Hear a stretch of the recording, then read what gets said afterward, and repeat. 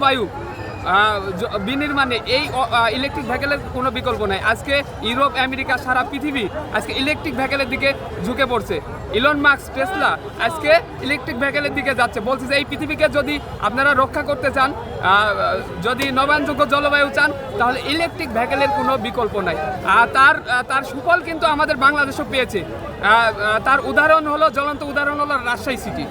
সেখানে কিন্তু কোনো জ্বালানি চালিত, ডিজেল চালিত কোনো যানবাহন নাই, সেখানে কিন্তু ইলেকট্রিক ভেহিকেল, সবগুলা গাড়ি কিন্তু ইলেকট্রিক। এশিয়ার 1 নম্বর শহর কিন্তু, পরিচ্ছন্ন শহর কিন্তু রাজশাহী।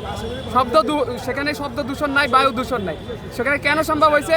তৎকালীন মেয়র খায়রুজ্জামান লিটন তিনি কিন্তু 6,500 সরকারিভাবে ইলেকট্রিক ভেহিকেল ড্রাইভারদের মাঝে বিতরণ করে এবং সেটা সরকারিভাবে সিটি কর্পোরেশনের আওতায় সেটা চালায়। এবং রাজশাহী শহর আজকে দেখেন, আজকে ক্লিন শহর।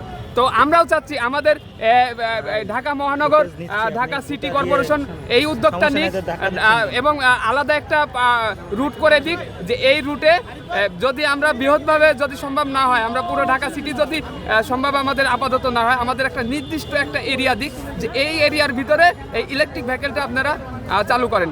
আর আমরা এই যে বৃহৎ দেখতেছেন এতগুলা অটো ড্রাইভার, হাজার হাজার লক্ষ লক্ষ গাড়ি, এটা হওয়ার পিছনে কারণ কি? গত এপ্রিল মাসে মহান জাতীয় সংসদে দাঁড়িয়ে সাবেক বিদ্যুৎ ও জ্বালানি প্রতিমন্ত্রী নসরুল হামিদ বিবু সাহেব তিনি কিন্তু বলেছিলেন যে এটা বাংলার টেসলা, এবং উনি কিন্তু বিস্তারিত বর্ণনা দিয়েছিলেন যে এর সুফলটা কি কি।